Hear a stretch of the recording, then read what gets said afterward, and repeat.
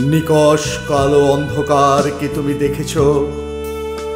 যদি দেখো তবে সকালের সূর্য তোমার আরো সুন্দর লাগবে। পাহাড়ের বুকের কষ্টকে ঝর্ণা হয়ে ঝরতে কি তুমি দেখেছ? যদি দেখো তবে নদীর ছোট ছোট ঢেউ তোমায় আরো মুগ্ধ করবে। কোন গোলাপ গাছকে তার কাঁটা উপেক্ষা করে কখনো কি বাঁচিয়ে তুলেছ? যদি করো তবে সে গাছের ফুল তোমাকে আত্মহারা করে দেবে। এ এক অদ্ভুত নিয়ম।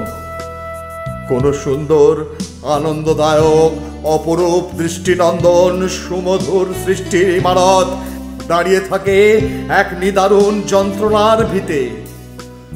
তাই শিল্পী আনন্দের ভাগীদার খোঁজে, যন্ত্রণার নয়।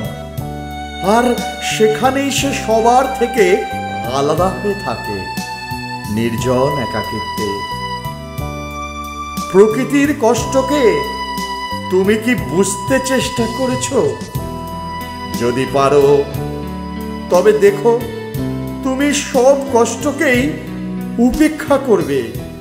তুমি শিল্পী হবে, তুমি শিল্পী হবে, তুমি শিল্পী হবে।